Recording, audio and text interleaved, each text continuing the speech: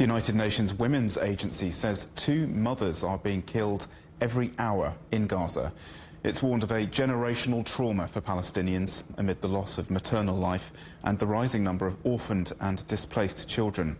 Well, let's now speak to Tommaso, Della, Longa from the International Federation of Red Cross and Red Crescent Societies. Thank you, sir, for joining us.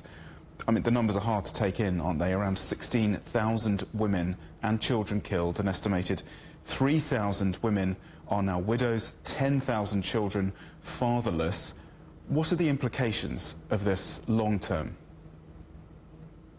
Thanks for having me today. The implication for the long term, of course, this is really hitting the heart of the communities.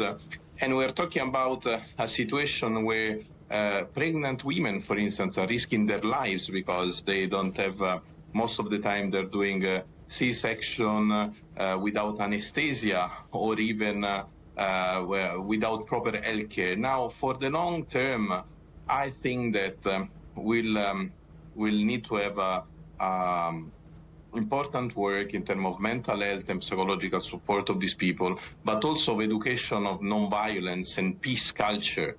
You can imagine how much this new generation will carry with them what they saw, what they suffered, and this is, of course, a matter of concern. And again, the mental health part, I think that it's critical, and mainly for children. This is why Palestine Red Crescent colleagues, meanwhile they're saving lives with healthcare, they are also working on the mental health of children in shelter, in schools, and so on, to make sure that children can find a safe space where to talk about what they are suffering. So extremely serious long-term implications. What about right now? What is needed now for women and children in Gaza? Well, I would say that safety is the first priority for everyone in Gaza, including women and children. There is no safe space where to stay. Even today, Palestine Red Crescent Hospital in Khan Yunis, the Al-Amal Hospital, was hit. I mean, the area has been hit all around, and this is a stark reminder that not even hospitals and healthcare facilities are spared from the conflict.